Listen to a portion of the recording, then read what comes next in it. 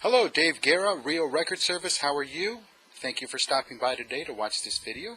Today I'm going to talk about the authorization to release health information form. It's usually a one-page document. I know, another medical document you have to fill out, but you know what? This is for your own protection because, again, this lets the hospital, the private practice, or the clinic know what you need, why you need it, and who accessed it and who gave it to you, the whole 9 yards, which is a good thing, especially when your privacy is at stake. So, ideally, I'm going to go over the form from top to bottom, and what I'm looking at, or what you're going to see, is you show up at the medical records department at the clinic or at the doctor's office. You say, hey, I need a copy of my medical records. Well, they're going to hand you a form. Typically, like I said, one page. Now, they might go into two. It just depends on your location. There might be, your state might require additional notifications. That's okay. That's strictly up to them. But for the most part, I've encountered one-page documents, and they usually cram everything in there. But please read the entire document before you fill it out. Again, read the entire document before you start putting your name on that piece of paper. Now, at the top of the form should say the practice, the hospital, or the clinic that has the information. Next, there should be a title in bold letters. It'll say authorization to disclose protected health information, authorization to disclose medical records, authorization to release protected, well, I said protected, or health information or medical information. Again, then the next section would be your name, or not necessarily your name, the patient's name, and that would be like the legal representative. You would be the legal representative. You would need to put the patient's name down. There we go. Sorry about that. And then you put the patient's full name, not like Jake. You actually put Jacob.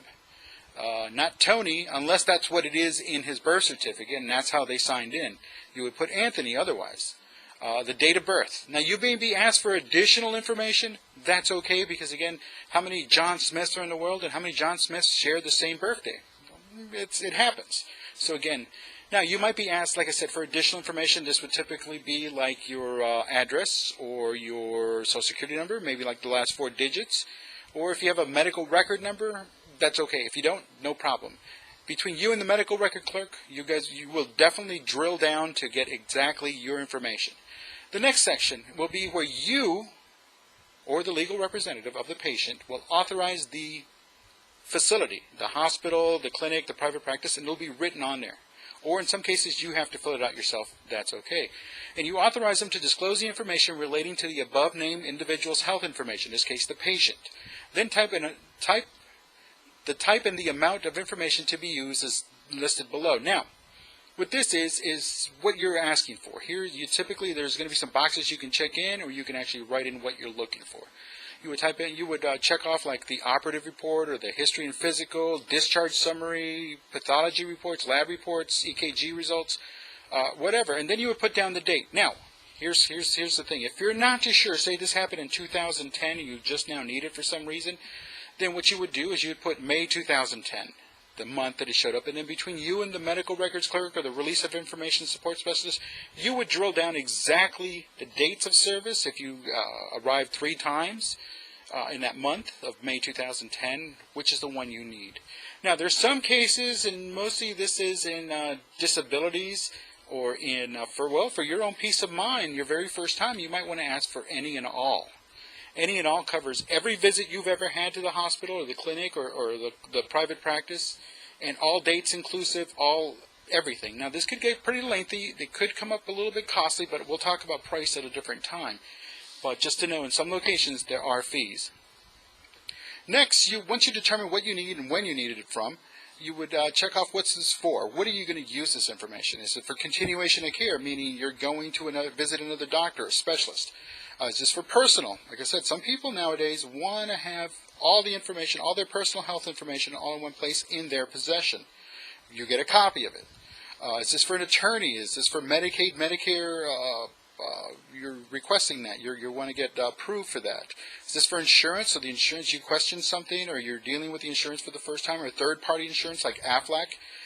Again, this is where you would check off. Is this for disability determination? Or if there's another reason, you should fill that in. You go a little further down. Now, here's where all the disclaimer stuff goes into. You understand that the information may include some drug and health and mental health treatment, mental health services as part of your entire medical record. You understand that it could be inclusive. You also understand that you have the authorization to revoke it at any time, and we're talking about the release, this form. You can revoke the time. If you don't put a specific date, say you only want it for a week, by default it goes to 6 months here in the state of Texas, 180 days from the day you sign it, and then at that point that form can't be used anymore for that specific reason at that specific event. So you might need to fill out another form. Typically it's good practice every time you go in to fill out a new form. It just makes things a little bit easier. And it makes things, well, not so difficult when it tries to determine if we or the release of information specialist, the hospital, the clinic, has already released that information. So something to think about there. Fill out the form every time you come in requesting information. One doesn't carry over to the next one. So say you went in for May 2010, you fill out the form, you want the information from May 2010, you're going to have to fill out another form for June 2010, without a doubt. I said about the revocation, and you understand at the very bottom, there should be some disclaimer that says you voluntarily are signing this form, you voluntarily filled out this form, you voluntarily understand that you want this information disclosed. And you understand that once this information has been released, say you release it to a hospital, a third party, it won't, it can't be pulled back once it's out there. And this is, so long as this form is there, this form is added to your medical record history, and it says that on this date you arrived, or so your legal representative arrived, and they fill out the form and they sent it to this clinic. So again, all of that stays there, and then the hospital or the electronic medical record system will keep track of who accessed it, why it was accessed, in this case to release the information to you, and who requested it, in this case you or your legal representative. Lastly, at the very bottom, you're going to sign it. The patient will sign, or the legal representative. If the legal representative signs, there should be some supporting documentation with that. Now, something you should know, just because you're a spouse does not automatically make you a legal representative of the patient. Say there was an emergency room visit, and your spouse was out fishing and got into a fishing accident and had to go to the ER, and your son or daughter was with your spouse, and that's who checked them into the hospital. Well, at that time, that who becomes a legal representative of the patient, because for some reason your spouse was not able to sign, was not able to fill in their information, that's who signed them in to get that treatment. So like I said, just because you're the spouse does not automatically make you the legal representative. Now, this can vary, but in the state of Texas, that's the way it is. It does not automatically make you a legal representative. And I'll go more into legal representatives in a future video, and it's coming, so don't worry. The last thing you need to do is reread everything. Make sure all the blanks are filled in, all the dates are provided, the information's there, and then at the very end, after you sign it, please date it with today's date. Don't backdate it.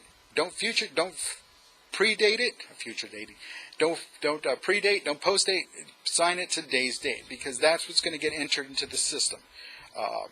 If you sign something with tomorrow's date and it gets entered into the EMR system, there's going to be some questions. Somebody's going to wonder why you or your legal representative predated or postdated your form, your request.